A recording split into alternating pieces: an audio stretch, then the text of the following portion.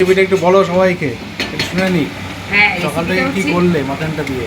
মাটনটাকে marinate করেছি আদা রসুন বাটা, টমেটো বাটা, দই, ভিনিগার, জিরের গুঁড়ো দিয়ে ম্যারিনেট করে সকাল থেকে রেখে দিয়েছি।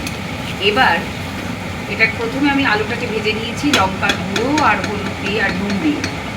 তারপরে তেলের মধ্যে আমি দিয়েছি রসুন থেঁতো করে। সেই রসুন থেঁতোর মধ্যে পেঁয়াজ কুচি দিলাম।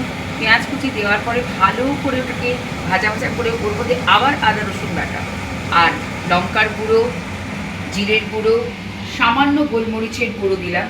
দিয়ে ভালো করে ওটাকে কষিয়ে কষিয়ে ওর মধ্যে সেই ম্যারিনেট করা মাটনটাকে ঢেলে দিলাম। আর এই মাটনে যেটা স্পেশাল ইনগ্রেডিয়েন্টস দিয়েছি, যার জন্য এর স্বাদ আরও সুন্দর হয়ে যায়, সেটা হলো তেঁতুলের পাল্প আর রাজস্থানি কুটা মির্চ। বাহ, দেখা যাক খেয়ে কতটা ভালো হয়। আপনারাও খেয়ে দেখতে পারেন, এটা স্বাদ অনবদ্য।